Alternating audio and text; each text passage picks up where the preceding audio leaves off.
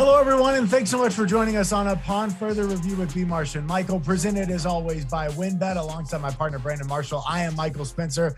Glad to have you with us today for what will end up being the season finale of Upon Further Review with B-Marsh and Michael. We'll talk more about that coming up a little bit later, but first, let's get into it. What's on Marshall's mind? What's on Marshall's mind, presented by First Bank, banking for good. B-Marsh, it is the question that is on everybody's mind. So I want to put your feet to the fire today.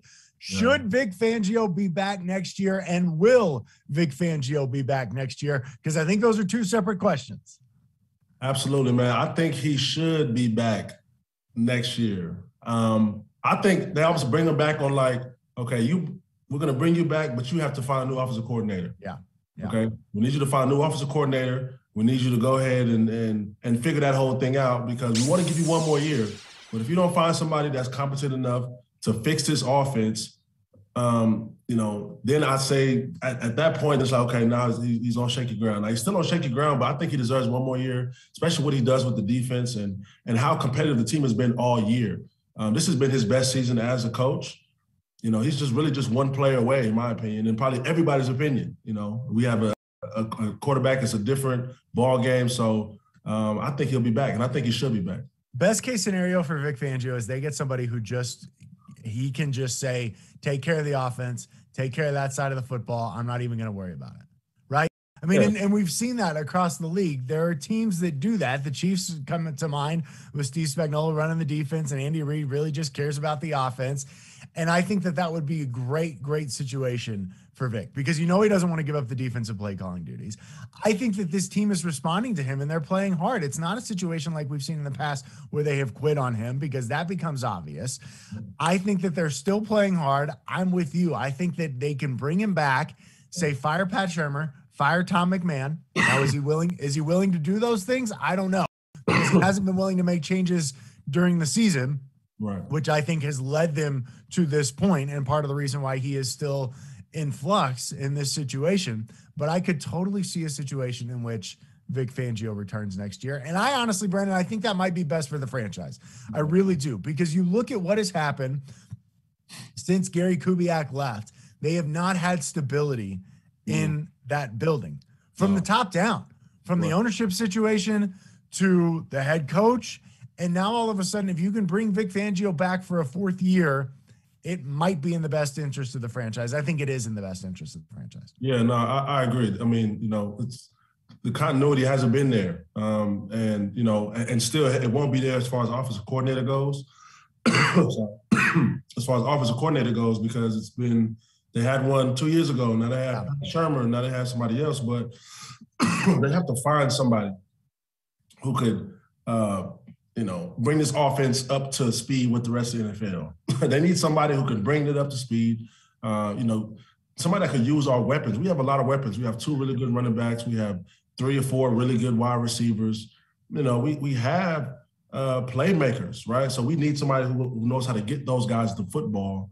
And I think that's more important moving into next year. But I think, like you said, just focus on the defense, because we know he can't do both, right? It just is what it is, because it's clock management, offense, defense, especially, it's a lot going on for him. So have him just be able to focus on defense, and then have a very competent offensive coordinator, somebody who you really believe in, and I think it'll mesh well, man. And here's the thing. If you get rid of Vic, what happens to your defense? You have built that defense based on Vic Fangio being your defensive coordinator. That's why you drafted Pat Surtain in the first round. Absolutely. Was to give him those options. And so the defense has played really well. And now if you change your head coach and therefore change your defensive coordinator, what are you doing with that defense? And are you setting that defense back? I think that's got to be a big concern too. I'm with you. I love the idea of getting somebody innovative in here. Yeah. But if you get somebody innovative in here, but you're giving up 30 points a game, then all of a sudden, what does that do? It does nothing. Yeah. and that, that's why we have to keep him. Because the defense is the defense, right? It's going to be elite. Even if you leave, even if you, let's say you fire Vic, right? And you promote, or whoever the stand-in defensive coordinator right now becomes the real defensive coordinator, will it be the same? It won't be the same, So I think you keep Vic and try to, go for gold this offseason, man. They say go for the gusto.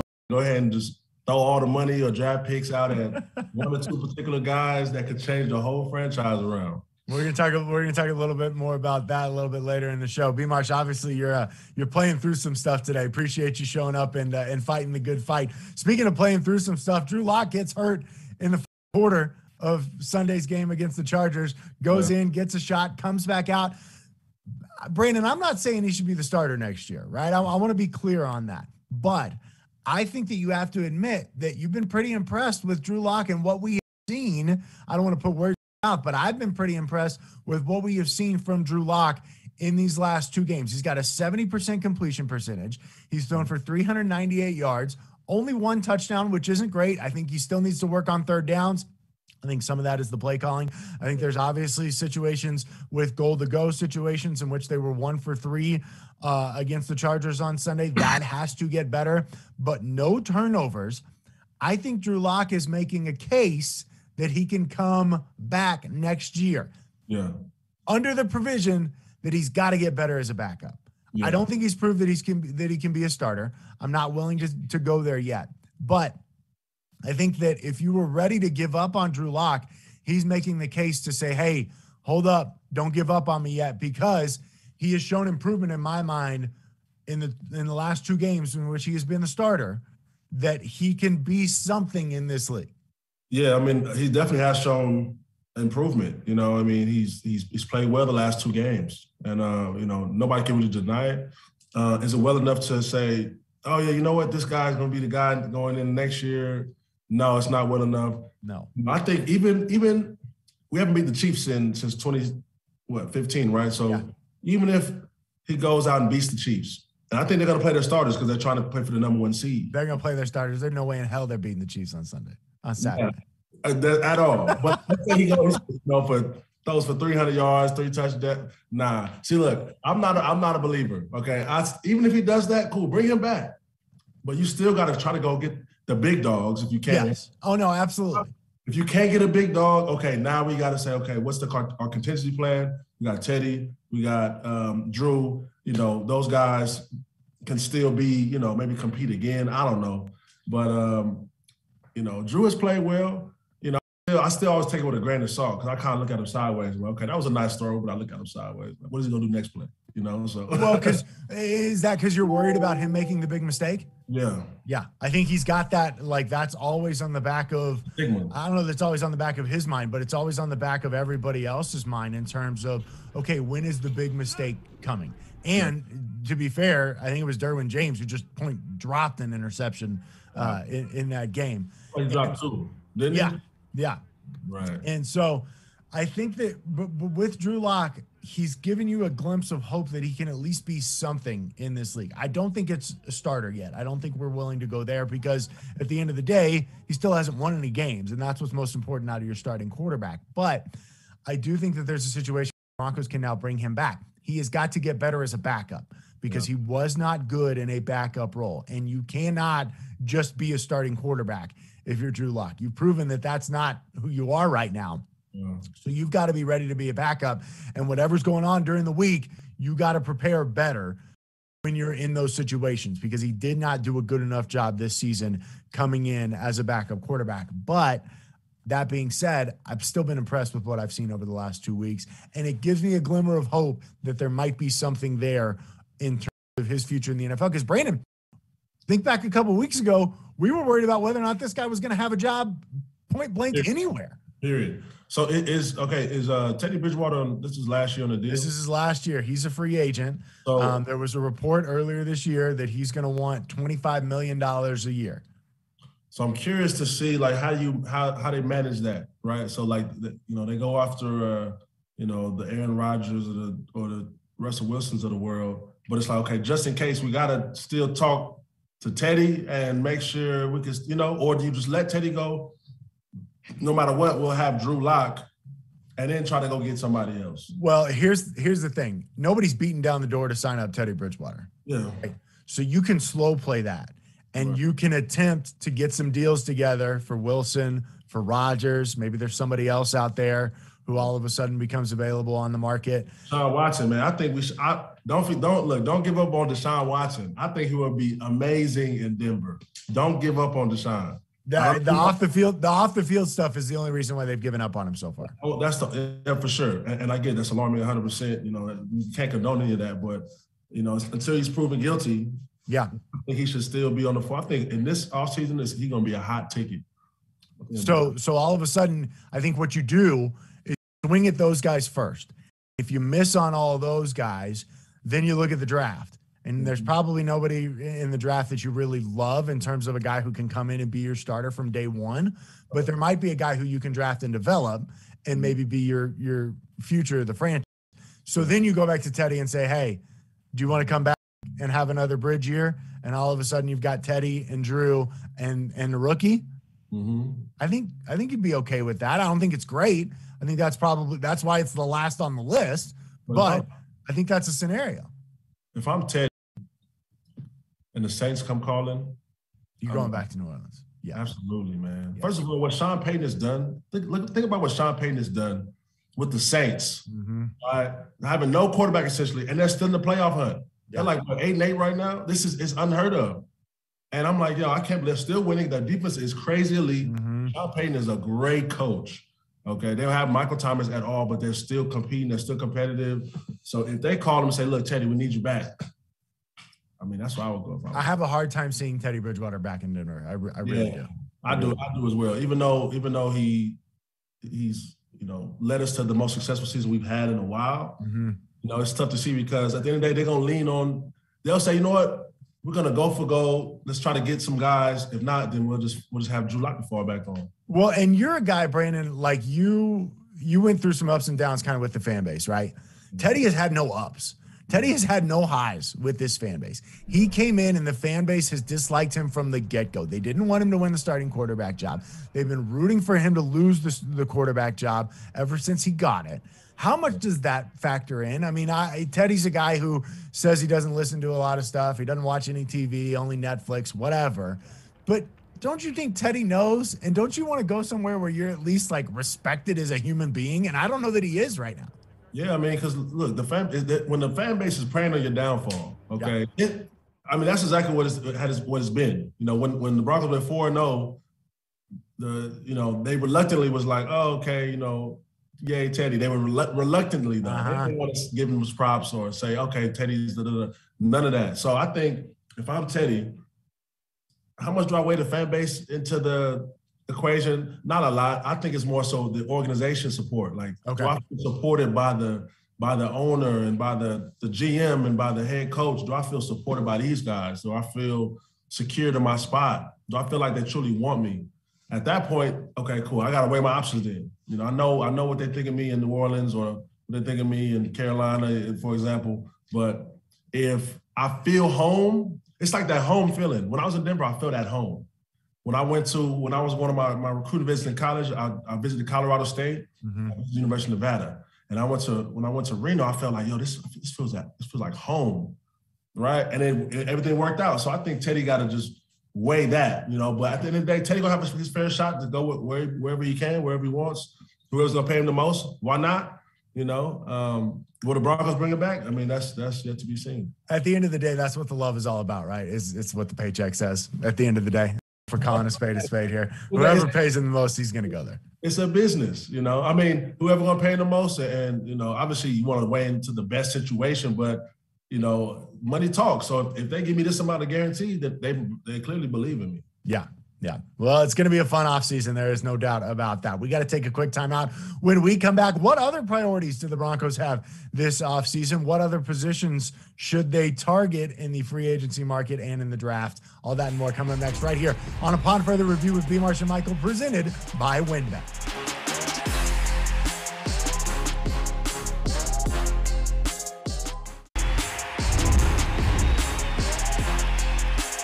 Welcome back inside Upon Further Review with B-Marsh and Michael, presented as always by WynnBET. It is time for our report card. Let's jump right into it. Report card brought to you by Flock Homes. Smarter rental property ownership starts here. Visit flockhomes.com to learn more. Professor Marshall, who are we handing out grades to today? Well, I'm going to hand out a grade to the most consistent thing that the Broncos have had or the most consistent person that they've had over the last 5-6 years. His name is Brandon Mcmanus. Yeah. Okay? The guy has been a stud.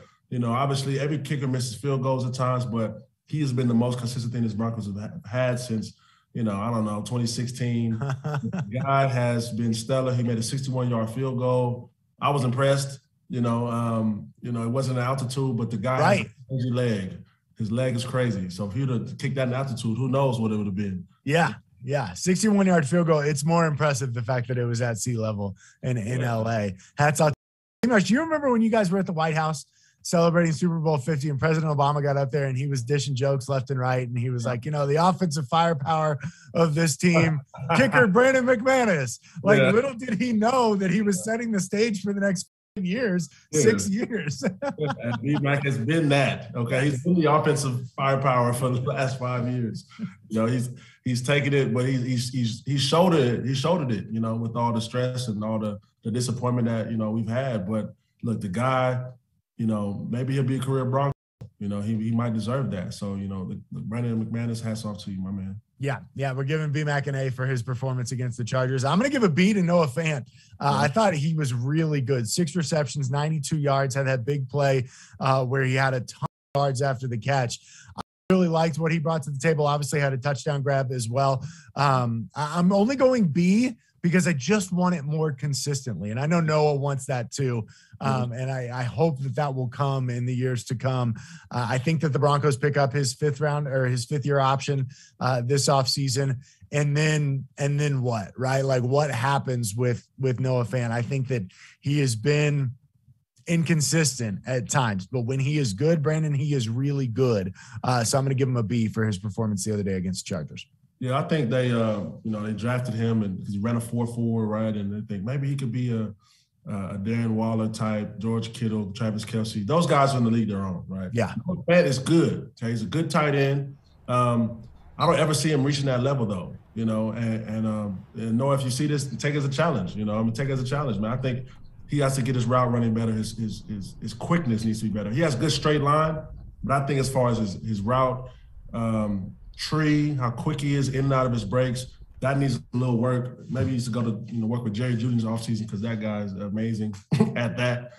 So Noah's a really good player, man, and I hope he could reach that level where he's like the go-to tight end and he's a mismatch issue for guys. But right now he's not. But he's serviceable. Wouldn't it be something if he's able to reach that next level? And maybe it does take a new offensive coordinator, right? Maybe he's one of those guys who can benefit from that. But I agree with you. He hasn't reached that next level where the Broncos probably thought that he would be, and part of the reason why they took him in the first round a couple of years ago. But it certainly would be nice to see him do that. It could be the offensive coordinator as well, though, like you said. Yeah. But when I watch him run his routes, I think he got to get a little more savvy with it, and I know he's trying to get to the point, and I get it. Maybe this offense is strictly timing, but there's some offenses you see, and you see guys have a little time to do a little 1 or 2, and then they get open, So, I want to see more of that. Hopefully that comes in the years to come for Noah Fant. All right, let's jump into our sneak peek. Sneak peek brought to you by UC Health. With personalized locations and locations across Colorado, UC Health is here for you no matter where your story takes you. UC Health, live extraordinary. Brandon, let's look ahead to the offseason here. Obviously, we talked a lot about quarterback in the last segment. There are other positions on this team where they need to figure out what they are going to do. I look at inside linebacker as one of those. By the way, shout out to Jonas Griffith and Micah Kaiser leading the team in tackles in that last game against the Chargers. I think that's a credit to Vic Fangio as well, but also a credit to those guys to just be when their number is called. I think they've got to figure out what they're going to do at inside linebacker moving forward, though, because that thing has been a revolving door this year. And it's really impressive what they have done, but it would be nice if they can get some consistency there at that spot. I mean, so let's count. We got Jonas Griffith. Yeah. Kenny Young. Yeah. Micah Kaiser. Josie Jewell. Yeah. We got AJ. Yeah. We got Stranad, which he's on the outside looking in. Falling off the face of the earth. He's on the outside, absolutely. So you got guys, and I'm going to kind of even throw Kaiser out. Okay. Baron Browning in there too? Oh, my bad, Baron Browning. So you got 6 guys for 2 spots. Yeah. you got to make a decision, right? You know, it's going to be a tough decision. You're going to look at the film like, okay, look, well, AJ was a consistent player for us. He was a playmaker. He played well, right? We can't discredit that. Is he as fast as we want? No, but he's always around the ball. Josie Jewell, consistent player. You know, is he as athletic as we want? No, but he's always around the ball. But then you got the young guy, you know, and they're going to go cheaper all the time. I guess you got to follow the money, right? Follow the money where it's cheapest in the NFL. Okay, so, you know, Baron Browning, and I'm not sure if Kenny Young is how much cheaper Kenny Young is going to be. Well, Kenny Young, I believe his contract is up after this year, if I remember correctly. Yeah, so you got to, you know, they're going to go with Jonas. They're going to keep Jonas. Yes.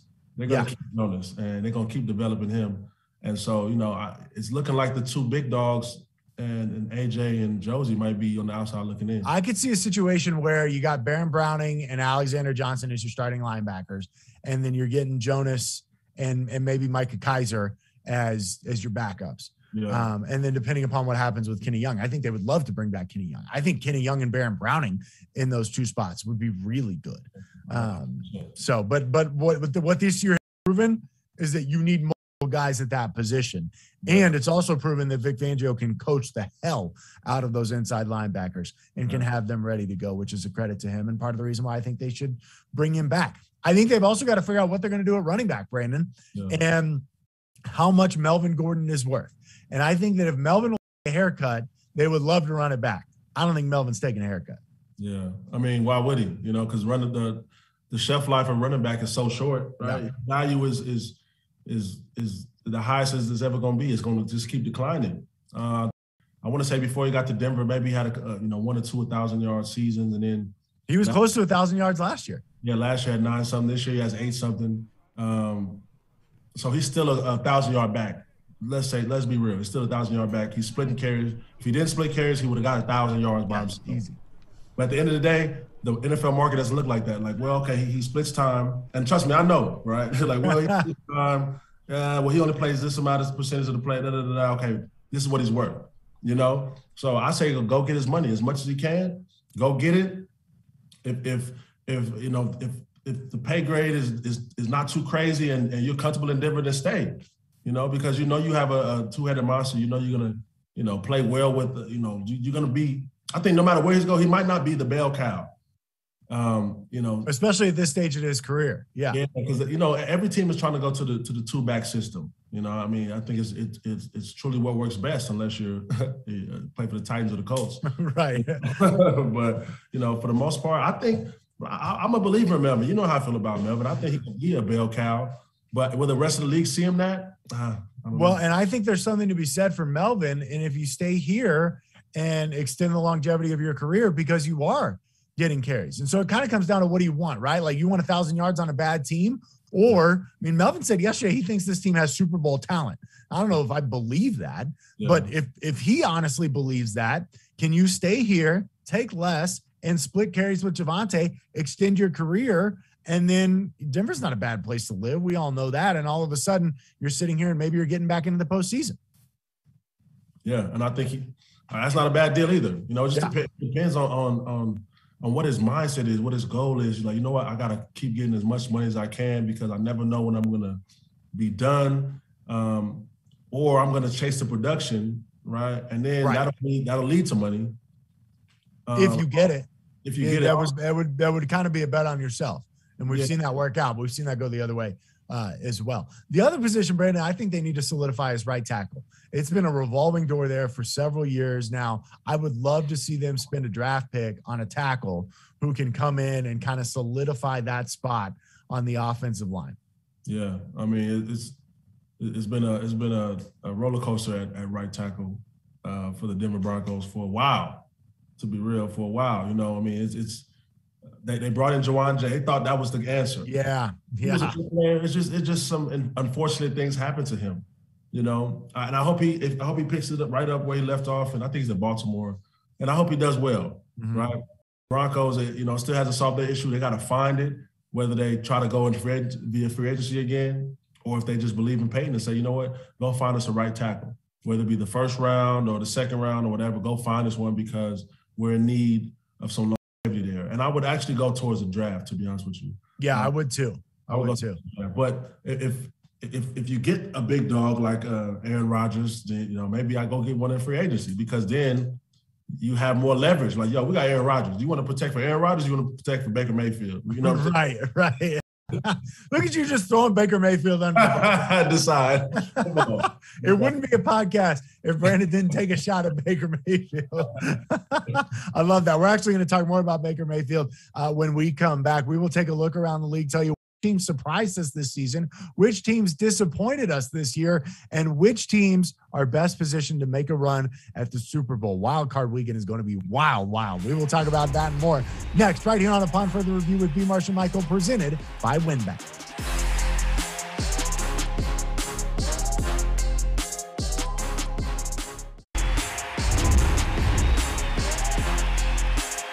Welcome back inside Upon Further Review with B-Marsh and Michael, presented as always by WinBet. It is time for us to go around the league. Around the League is brought to you by Nissan. Choose Nissan today for great offers on their most exciting lineup ever. Shop NissanUSA.com. Brandon, 1 week left in the regular season. We could run through the playoff scenarios, but our heads would be absolutely spinning. So let's do this. Let's take a broad view. Let's start with the biggest disappointments this season in the NFL, and I'm going to go right to the Cleveland Browns. This is a team last year, they were 11-5. They won in Pittsburgh in the wild card round, played really well against the Chiefs in the divisional round, and then this year they are 7-9, and all of a sudden it feels like the wheels are coming off in Cleveland. Yeah, absolutely, man. Look, I had high hopes for the Browns. I said, yo, this team almost beat the Chiefs last year in the playoffs. Oh, okay, they're for real, right? Yes, this was the year they were going to take the next step. That's what I thought, right? And then as the season goes on, I'm like, look, they loaded up on defense, and they still have like a top 10 defense or top 5, top 10 defense, right? It's good. But as the season goes on, you look at them like, yo, what's up with them? They're trying to blame it on Odell. Oh, it's Odell. No, it is Baker Mayfield, okay? They have 2 great running backs. Now, they were decimated by injury a little bit, right? Nick Chubb and Kareem Hunt was out for a little bit, but at the end of the day, they had a serviceable quarterback, and I know because I went to the Cleveland Browns game when they played against the Arizona Cardinals. Mm-hmm. Okay, I went to go see my good buddy Malik Jackson play, and so they were out. They didn't have Nick Chubb, they didn't have Kareem Hunt, so they say, okay, we're gonna go out and we're gonna get into empty formation. And they started to try to throw the ball with Baker. I'm like, this is not the game plan, okay? No matter who you got back there, hand the ball off, right? Run it, play action, whatever, then get Baker going. He's not a quarterback just throwing empty and just sit back and dunk and move the ball down the field. It's Baker Mayfield's the issue of this team. Well, I remember it was the next week when they ran all over the Broncos with Dearness Johnson.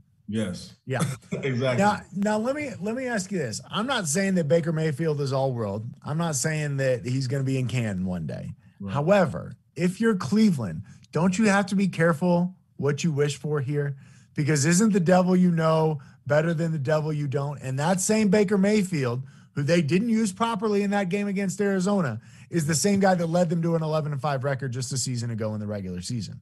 Exactly. And this is a franchise that has been just searching for a quarterback forever. And I'm not saying that Baker's their franchise guy, but if they move on from Baker Mayfield, who knows what they're going to get? Who knows what the next 20 years look like for the Cleveland Browns if they move on from Baker Mayfield? Well, my thing is, right, because he had been hurt in the early season, right? Was his non-throwing shoulder? Yeah, he was wearing a big brace yesterday in that game against Pittsburgh.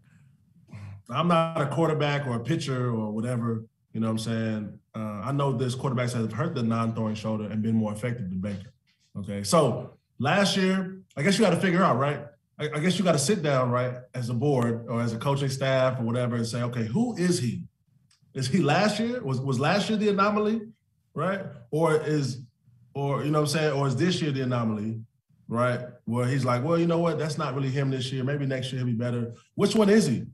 Because most people think who he is this year is who he is, But I think you got to give him another chance, though. You can't get rid of Baker right now. You have not to. In Cleveland, right? Like if this were another franchise and if you had a guy who you felt like you were grooming, then maybe you could move on from.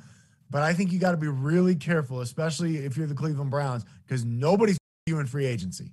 Nah, you got to give him one more, franchise tag him or whatever. I'm not sure his contract situation. You got to give him one more. You have to. I think it's only right. It's what's in the best interest of the franchise, because they're not going to have a top 10 pick.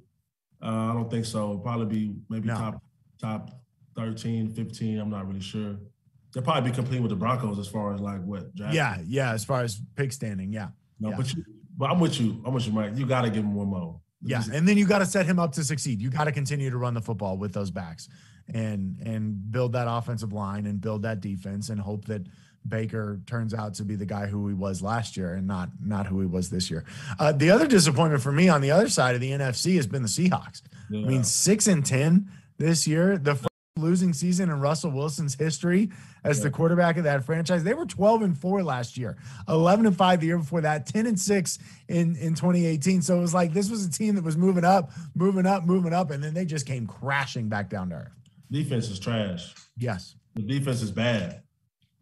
Defense that has all-world Bobby Wagner on it. You know, they have a lot of good pieces, but I think the D coordinator, whoever is coaching defense over there, all right, they need somebody else, okay? This is not the Legion of Boom, okay?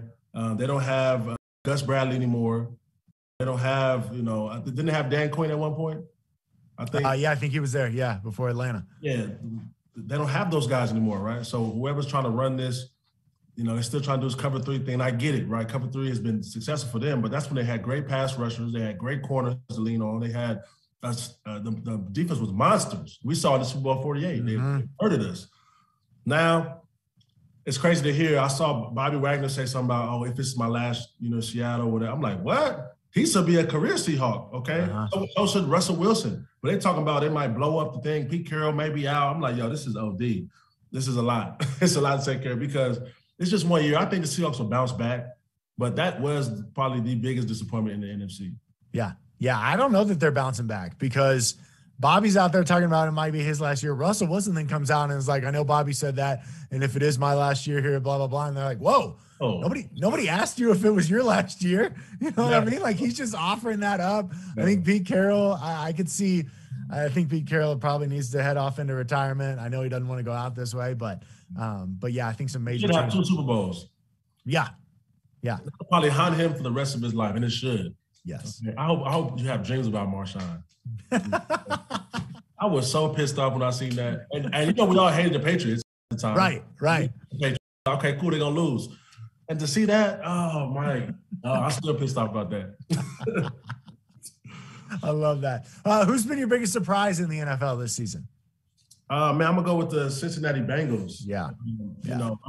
And to be honest, it's crazy because I was somebody who was thinking about building blocks when it comes to the draft, right? Get somebody to protect Joe Burrow because he was hurt last year. Draft Penei Sewell. Now, I know I was kind of like up and down between Chase and Sewell as the mock draft wars was as well. But I'm like, man, you gotta protect Joe for the long run. And I couldn't have been more wrong. Now, Penei is a good player, okay? He's probably playing well in Detroit, but Chase is next level. Yeah. Well, you weren't the only one who thought that. Right? I mean, everybody was thinking that, especially after watching Joe Burrow go down last year. And we're like, cool. You got a franchise quarterback, but if you don't protect him, what are you doing? They go out and draft Jamar Chase, and you're like, you drafted his college buddy? And then Jamar Chase is like, shut up. Watch this. Shut up. Okay. And all preseason, he was dropping passes. They were like, oh, well, this guy is – look, okay, Jamar Chase is the real deal. Okay. And I would be drafting him or Burrow in my fantasy next year. I'm not sure which one. I'll take either one. Okay. It doesn't matter, But all I know is Joe Burrow has to watch him be so dominant that year in college and throw 60 touchdowns. Okay. I'm like, yo, this guy is unreal. Mm-hmm. Now, it's always a question, does it translate? But he comes into the end. Look, the last 2 games, he has like 900-some passing yards, like 6 touchdowns, 7 touchdowns the last 2 games. Look, man, he is legit. They're fun to watch, and they're going to be fun to watch for a really long time because they're young, they're talented, and if they can get that defense to continue to play well and not give up a million points, they're going to be contenders, not only in the AFC North, but I think in the entire AFC and maybe for a Super Bowl here in the next 5 years. Mike, who thought that the Bengals would win the AFC North this year? Nobody. You got the Nobody. Steelers. We got Lamar Jackson and the Ravens. We got the Browns coming off 11-5. Who thought it would be the Bengals? Nobody. Yeah. I love that too. I love that for Cincinnati. I love that, talk about the Browns and a beleaguered franchise. The Bengals are right there with them. Yeah. And so I love that. I hope that they keep up because they're so much fun to watch. And I'll be honest, when they went down 14-0 last week against the Chiefs, I was like, oh, that's it. Ball game. Chiefs are here to make a statement. And then all of a sudden, boom, floodgates open. I don't know what the heck the Chiefs were thinking, not guarding Jamar Chase. That was dumb. But they had 3 guys, right? You got T. Higgins, you got Tyler Boyd, you got Jamar Chase. And then you got Joe Mixon in the backfield. And that's what the Broncos have, right? We got, Jared, allegedly. Allegedly. Okay. Let me slow down because they didn't put the numbers that they put up, or we don't have the quarterback that they put up, or that they have. But allegedly, we have a similar situation in, Jerry Jeudy and Cortland Sutton and what's the guy that I can't believe KJ Hamler. He's supposed to be now we got Tim Patrick, but clearly it's 2 different levels right now. Okay, Broncos here, Bengals receivers are right here right now. And I think the quarterback does have something to do with that. So, Brandon, that being said, who do you like coming out of the AFC? Wildcard weekend is next weekend. Who do you like coming out of the AFC? Oh, man, I was a believer in the Colts until they lost to the Raiders. And I'm like, what? I wonder if that's a wake-up call for them. I think it can be, right? When a team's riding high. The only thing I don't like about the Colts is that Carson Wentz is still their quarterback. Yeah. And that still concerns me. I'm still not a believer in the Chiefs like that. But you know what? For the sake of making a pick, I have to make a pick. Are we basing this? Do the Titans get Derrick Henry back? Or the Titans are not going to play Derrick Henry in Week 18, but he is supposed to be available Week 1 of the playoffs, whether it's in the wild card round or in the divisional round. And he's going to have fresh legs. Yeah, I'm gonna have to go with the Chiefs, man, because I got to go with the sure pick. I think it'll be No, I don't think it'll be the Chiefs. You're watching what's going on here. I think the Chiefs are going to lose, okay? To who? I have no idea. Okay. I don't know who they're going to lose You're taking the field. I'm taking the field. Yeah, what a cop-out that is. Brandon, you got 7 teams. Pick one of them. I'm going with 6. I think and I'm trying to figure out, is it me hoping the Chiefs are going to lose? I don't want to see them in another Super Bowl. Or do I really think they're going to lose? Right. No, that's fair. I think they're going to Super Bowl. I think the Chiefs win the AFC. I have a hard time picking anybody else until somebody actually beats them. And obviously Cincinnati just did that. But again, I think that can be a wake-up call for the Chiefs. And I think that can be a wake-up call for that defense in terms of, hey, look, our offense is playing really well right now, especially in the first half of that game. I just have a hard time betting against Patrick Mahomes or picking against Patrick Mahomes. If there's a team that can do it, I think the Colts could beat them because they can run the football, and I think the Titans can beat them if and when Derrick Henry comes back. Because that Titans defense is legit. Bengals can beat them too, obviously. They did. Yeah, and the Bengals beat them too. I don't think they get them again, though. I think they got them once. I don't think they get them again in the playoffs. Who do you like coming out of the NFC? Well, I'm going with MVP A-Rod, man, because their defense is playing amazing. Offense is clicking. They're just clicking. And, Tom Brady is without his 2 great weapons, right? He's without Chris Godwin. He's without, show-stopping AB, right? AB he's a superstar, right? Rock star, whatever, he's rapper, the receiver. He's everything. He's not playing, okay? So all he has is Mike Evans, right? Now, the dude's great. But, I don't see them going into Green Bay, into Lambeau Field without his star weapons, right? And beating, a solid Aaron Rodgers team. I don't see the Rams going into Green Bay either and beating them. And those would be the 2 teams. Exactly. The Rams, they've won, I think, the last 4 straight or 5 straight, which is great. It's great for them. Gives them momentum, builds their confidence. I don't see it. The Cowboys are too up and down for me. Yeah. Too up and down for me. So I'm going with Green Bay. Same thing with the Cardinals. I like Green Bay. I like Green Bay coming out of there, especially because they've got this week where it really doesn't matter. Then they've got a bye week, and then everybody's got to go through Lambeau to get to the NFC Championship game. So I think that's going to be a lot of fun. I think we're in for What's up? Match the Super Bowl win? Yeah. Yeah, I think it's going to be great. I think it's going to be great. All right, well, that is going to do it for this week's edition and for this season of Upon Further Review with B-Marsh and Michael. This has been a ton of fun. B-Marsh, you know I love talking ball with you, love hanging out with you every week. We will be back next year. We will probably be joining you occasionally through the offseason. We are going to take a bit of a pause, though, with the Broncos eliminated from playoff contention. And what a great first season it was, Brandon. This was a ton of fun. I really enjoyed doing this with you and looking forward to doing it again in the future. Absolutely, man. Thank you for having me. Thank you, Bronco fans, fans, tuning in. We couldn't have done this without you, obviously. So, Exactly. No, the interaction on Twitter and people reaching out to me like, hey, where's the show this week? That has been a ton of fun. Shout out to our editor extraordinaire, Kevin Harper. He puts this thing together every week, makes it look great and makes it look good for CBS in Denver. Kevin, we couldn't do it without you. So appreciate you being with us every week as well. And that will do it for this season of Upon Further Review with B-Marsh and Michael. Take care, and we will talk to you soon.